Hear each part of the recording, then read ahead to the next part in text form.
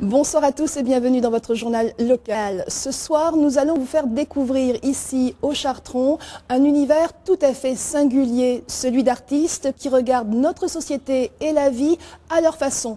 Des coups de cœur, des performances, leur monde s'appelle Sur les rails again. Nous y reviendrons dans quelques instants, juste après l'actualité de ce mardi 7 décembre. Au musée de l'art cru, c'est ici que plus de 20 artistes ont choisi de présenter leur travail, des créations originales, des œuvres revisitées. Il s'agit d'un art vivant qui se veut universel. 300 œuvres sont exposées dans ces caves. Elles sont le fruit d'artistes qui s'affichent sous l'appellation générique hors du cru. Pourtant, elles ont toutes été produites en 2010 dans le terroir bordelais. Les toiles de Jean-Claude Delannoy font partie de ce millésime. Je m'imprègne de tout ce que je vois, tout ce que je ressens. Et ensuite, je fais comme de la musique, mais la musique picturale. Je crée avec des silences, des rythmes, jusqu'à trouver un équilibre. C'est aussi des références, par exemple, à des chanteurs comme Jean-Luc Goubert, que j'aime beaucoup, ou Mick Jagger des Rolling Stones, parce que je ne peins qu'avec de la musique dans les oreilles. Donc c'est pour ça que peut-être qu'il y a du rythme dans mes toiles. Autre style, mais toujours autant de couleurs pour les œuvres de cet historien et anthropologue de formation.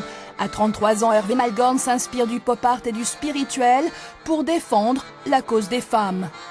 À la base, ces images, ces femmes, ou ces images de corps de femmes étaient, ça c'est surtout tiré de films érotiques des années 50 aux années 70, donc c'était des corps de femmes utilisés pour les hommes.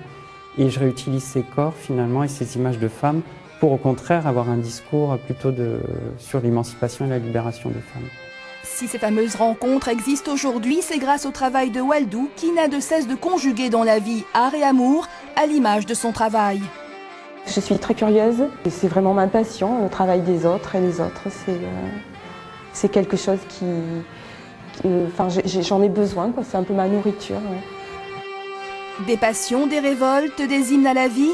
Sur les rails again, c'est aussi des clins d'œil au showbiz et à la politique. Je prends des affiches de rock que je récupère, je les retourne pour que l'écriture ne soit pas tellement prépondérante. Je place mon croquis qui va occuper toute l'affiche, mais au départ, là par exemple sur l'affiche de Jacques Chirac, c'était pas une affiche de Jacques Chirac, c'était une affiche de Louise Attaque. Affiches, sculptures, musique, une invitation au voyage dans ce musée de l'art cru, destiné contre son gré à être détruit.